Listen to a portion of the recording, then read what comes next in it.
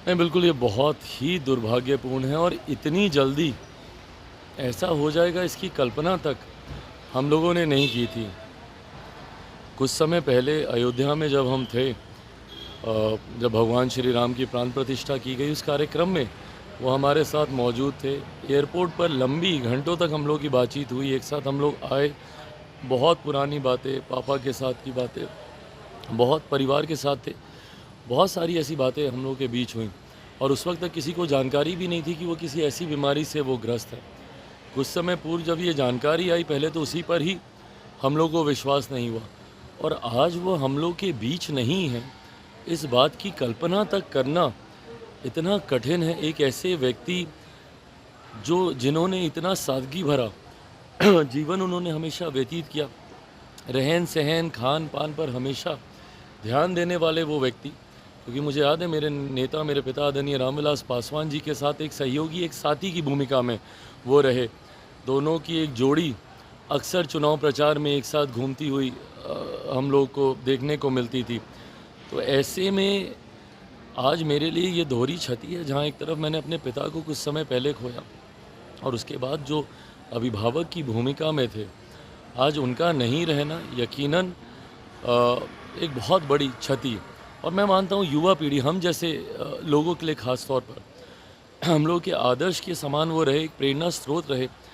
आज की तारीख में जितना अध्ययन कर वो अपने विषयों को रखते थे, मुझे नहीं लगता कि कोई और नेता ऐसा है जो इतनी गंभीरता से अपनी जिम्मेदारियों को लेता हो। ना सिर्फ सत्ता पक्ष में जब वो रहे, इवन जब विपक्ष में भी वो रहते थे, जिस गंभीरता से वो तमाम विषयों की जानकारी उस पर अध्ययन रिसर्च कर आप सबके माध्यम से, मीडिया के माध्यम से जनता तक अपनी बातों को पहुंचाने का वो काम करते थे।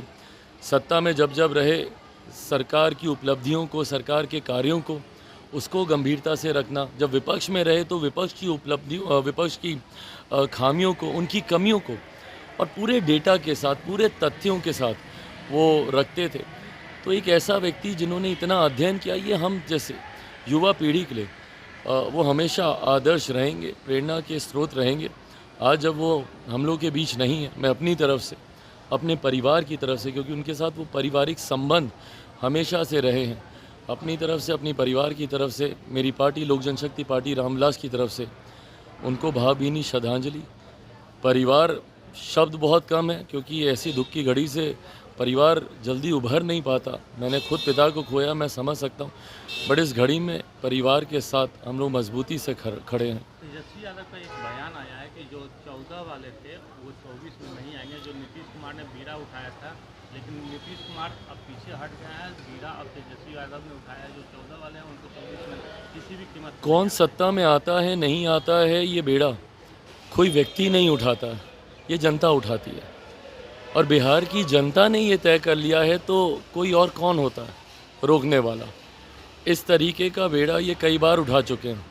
14 में ये भी तो उठाए थे ना, क्या हर्ष हुआ। 19 में इन्होंने पुनः इसी बेड़ा को उठाया था कि भाई इस बार तो खाता तक नहीं खुलेगा। किसका खाता नहीं खुला? 19 के परिणामों ने दर्शाया ही।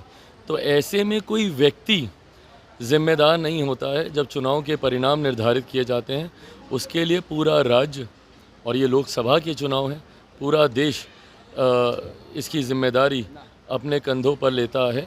और मुझे लगता है देश ने ये मन बना लिया है कि इस बार तीसरी बार प्रधानमंत्री जी को प्रधानमंत्री बनाना है